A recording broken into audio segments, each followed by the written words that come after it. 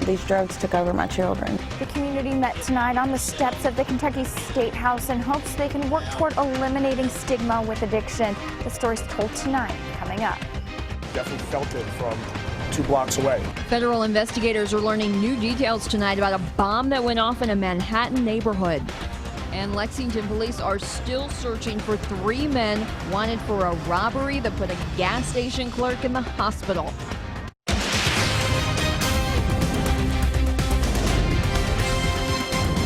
This is WKYT News. Warm weather is sticking around. Thanks for staying up late with WKYT. I'm Kristen Kennedy. The work week will feel more like summer than the start of fall. Meteorologist Mike Linden starts us off tonight with the no-wait weather forecast. And as you touched on, Kristen, warm weather will stick around, but the moisture won't, or at least for the next few hours. We are certainly still dealing with cloud cover through the evening hours, and what you're seeing on the radar right now, what you would think would be rain, right? This is actually fog that's getting picked up at the surface. We're dealing with some spots now beginning to develop some patchy fog that is going to get thicker overnight tonight as we head into tomorrow morning. But as for the wet weather, well, it looks like we're almost all but done with that. That cold front that brought us the storms and the heavy rain has now pushed off to the east of us, working its way into Virginia and West Virginia, still bringing heavy rain along the eastern side of that front, but behind it, much drier conditions. And that's essentially going to wipe the slate clean here as we head into the final few days of the summer season. Starting off right now in the low 70s and upper 60s, so temperatures are cooling down and are now cooler than where they were to start the day. So we are seeing progress. That is so important here moving forward. We're into the last few days of the season now. The first day of fall is Thursday, and when I come back, I'll break down what looks to be a really good-looking end to the summer season. That's all coming up in about 10 minutes. Now to a breaking news alert we're tracking here in Lexington. Police are on the scene of a shooting right now, and that shooting happened about an hour ago. We have a live look at the scene for you out on Honey J Court off Center Parkway. Police have part of the scene roped off. Neighbors told police they saw 2 men arguing and that one of them pulled out a gun and fired shots. We will post any updates that we get from officers on WKYT.com. Police in Franklin County, people in Franklin County lit candles for loved ones tonight on the steps of the state capitol. Each candle represented someone fighting substance abuse. WKYT's Caitlin Sentner attended the Lights of Hope vigil in our top story.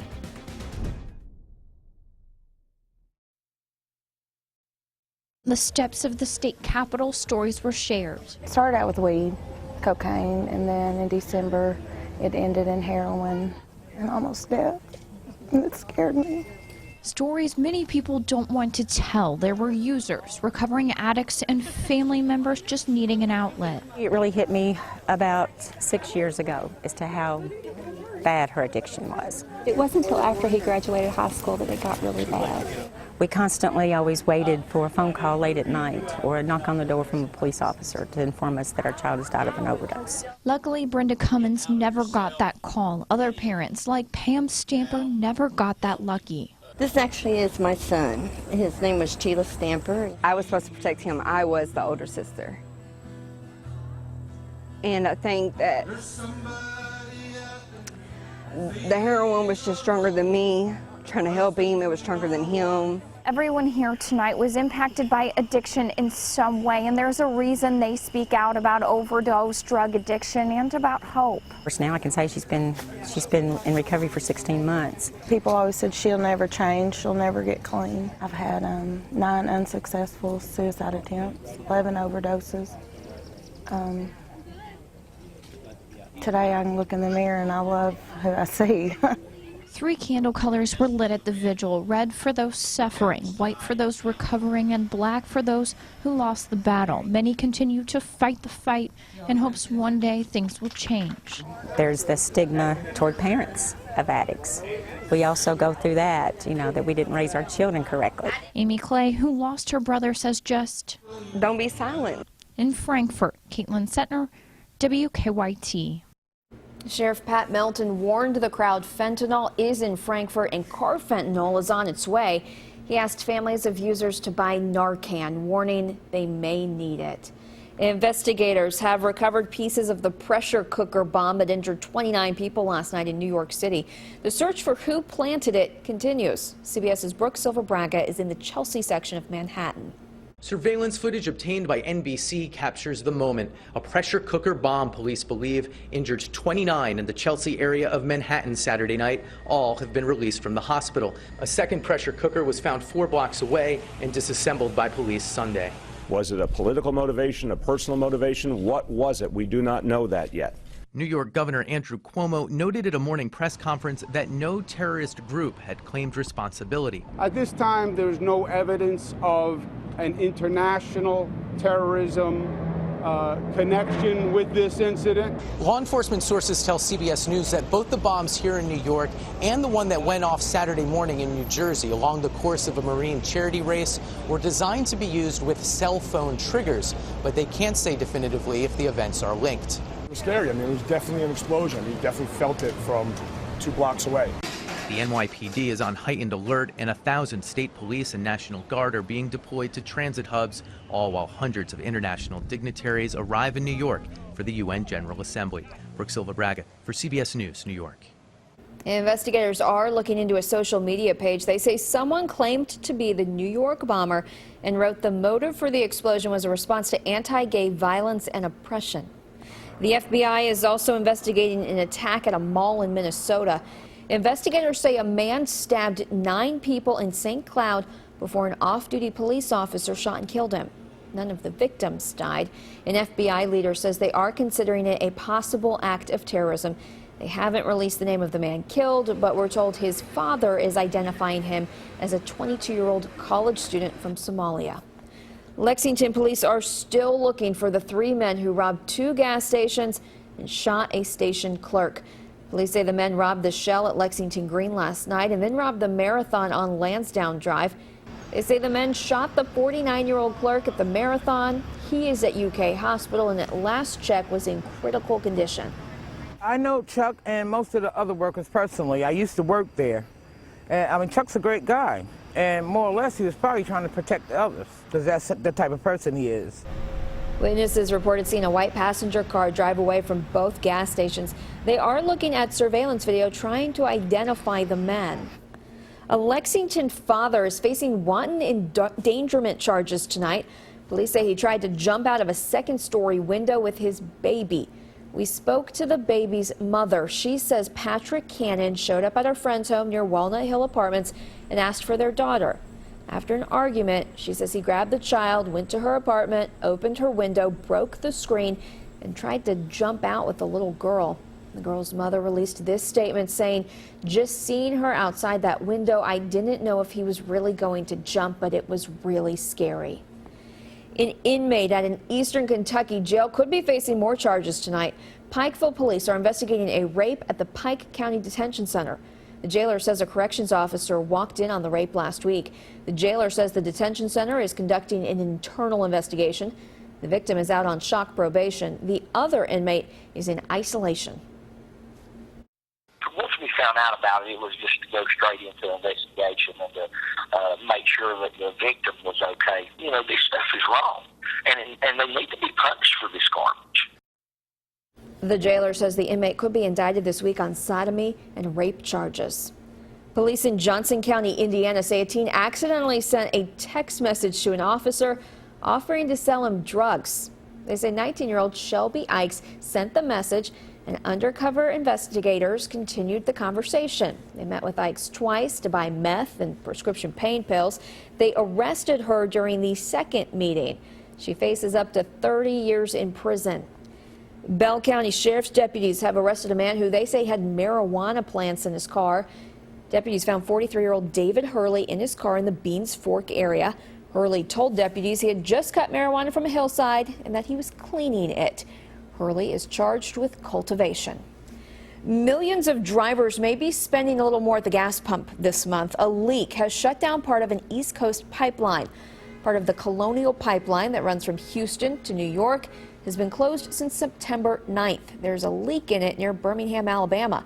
People in the Carolinas, Alabama, Georgia, Mississippi, and Tennessee will see the biggest price increases. Kentucky was not on the list. A Tennessee senator says there's no reason to panic. I think it's a short-term problem because we have lots of gasoline. We've got an emergency situation. It'll be over in a few days. The pipeline's operator says they'll be back to full service next week. We have a traffic alert for drivers in Lexington tonight. Crews are working on the New Circle Road widening project. The flyover ramp from inbound Versailles Road to the inner loop of New Circle will be closed from 4 to 5 a.m. Crews are installing lights. They will close the ramp again for about 15 minutes starting at 10:30 tomorrow morning so crews can pour concrete. Still ahead on WKYT, some kids are growing up fast. Why 9-year-olds will look more like 90-year-olds tomorrow at a Scott County school. And we're about a week away from the first presidential debate. We'll take a look at the latest poll numbers. Now, your hour-by-hour forecast with meteorologist Mike Linden. We are almost all done with the final weekend of the summer 2016 season. The last few days are upon us. The first day of fall this Thursday. And right now, if we look at the Defender Radar Network, there's quite a few interesting things going on. One, this is not rainfall over Louisville. This is actually the fog at the surface. There is still some moisture trapped there. We're also seeing the very dense, thick clouds as well beginning to really push out of the region. Again, wiping the slate clean of the moisture and the cloud cover and setting us up for what looks to be a beautiful way to end the summer season. There's that big nasty cold front that over the weekend pushed in the thunderstorms, the heavy rain, resulted in some flash flood warnings this morning as well. But now that front has pushed to the east of us, now moving through the Mountaineer State and toward Washington, D.C. Behind that front, a little slow to see things improving, but we are seeing improvement. Right now, visibility, especially nearest the mountains, is beginning to drop off. We're looking at 4 miles of visibility close to Breathitt County. Otherwise, things are pretty good at the surface, although patchy fog is already beginning to develop, and we will see the thickest fog developing as we head into tomorrow. Check this out. We'll start you off this evening and move into tomorrow. Look at the visibility. Less than a mile, pretty darn close to zero in Fayette County. That's going to stick with us through your morning commute. So if you're heading or driving along any side roads, especially in southern Kentucky along the I-75 South Corridor, just be sure to give yourself a few extra minutes to get to where you need to go, because again, that fog is going to be quite dense. We haven't seen thick fog like this in quite a while. Again, that moisture, though, it's gone heading into tomorrow afternoon. Some of it left over the southeastern mountains, but into the afternoon, again, wiping that slate clean, just hitting the reset button on the Commonwealth as things improve greatly. Not really even going to be dealing with much active weather tomorrow either. A small chance for that to stick with us as we head into tomorrow. But otherwise, again, once we lose the cloud cover, that's pretty much it for the moisture. Temperatures into the lower 80s tomorrow afternoon, and then Tuesday, even better. Sunny skies to take us right into the final day of the season on Wednesday. So the beginning of your work week looks fantastic as far as rain chances go, but Thursday, the first day of fall, looks like Mother Nature's not done with the summer conditions. We're back to the moisture, the humidity, the storms. The Gulf of Mexico surges back on Friday, and it looks like next weekend could be messy for us. So if you have any plans to spend some time outside this upcoming weekend, have that backup plan ready to go just in case. Again, the next few days here looking fantastic. Oh, it looks like the 7-day push things forward. But regardless, things are looking pretty good as we get our work week started. That Friday there in the 7-day, that is Thursday, the first day of fall.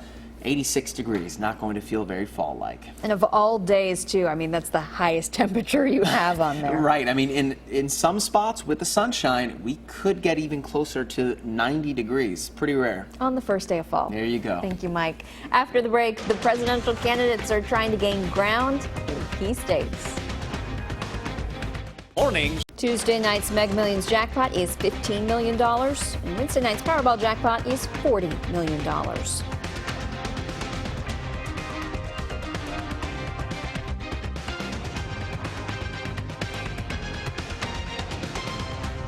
Terrorism will likely take center stage in the presidential race after the attacks this weekend. Both candidates plan to hit battleground states in the days ahead. The latest CBS News poll finds Hillary Clinton and Donald Trump in a virtual tie across key states. CBS's Don Champion reports.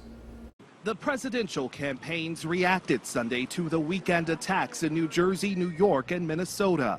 Donald Trump's running mate spoke in Florida. Prayer and vigilance is the order of the day. In a statement, Hillary Clinton said, "I am confident Americans will once again choose resolve over fear." This week, Clinton will meet with world leaders at the United Nations General Assembly. Trump plans to stump in battleground states as his campaign is dogged by questions about his sudden shift Friday on President Obama's birthplace. President Barack Obama was born in the United States, period. On Face the Nation, his campaign manager tried moving past the controversy. Donald Trump advocated something for 5 years that was a lie. Why did he do that? Well, you're going to have to ask him, but I think that this is a sideshow now that the media seem obsessed with. With Clinton slipping in some polls, President Obama rallied black voters behind her Saturday night during a fiery speech before the Congressional Black Caucus Foundation. I will consider it a personal insult, an insult to my legacy, if this community lets down its guard and fails to activate itself in this election. Clinton will campaign in Pennsylvania Monday. Don Champion, CBS News. The first presidential debate will be next Monday, September 26th. West Virginia lawmakers have started to address recovery costs from deadly floods in June. Tonight, the House of Delegates passed a bill to put $85 million in state money toward its flood recovery cost share. The Senate is expected to take up the bill tomorrow. West Virginia was hit with about $340 million in flood costs. The Federal Emergency Management Agency will cover between 75% and 90% of those damages. A Scott County elementary school is turning 90. Dozens of people celebrated Garth Elementary School's milestone today. Garth used to be the main school in Georgetown in the 1920s, 30s, and 40s. These days, it is one of several elementary schools in town. School leaders, past and present, kicked off the festivities with the unveiling of a brand new historical marker. Seeing people that you hadn't seen for years and knowing that they were a part of your early schooling. The celebration continues tomorrow. Students will dress up like 90-year-olds. Staff want to raise enough money to buy all 450 students a commemorative T-shirt. Lee K's in next with sports, where an unlikely running back played big for the Wildcats Saturday. That's right. Benny Snell was playing in high school last year. On Saturday, he scored 4 times for UK. And the Bengals come up short in Pittsburgh after a controversial fumble call. That's next in sports.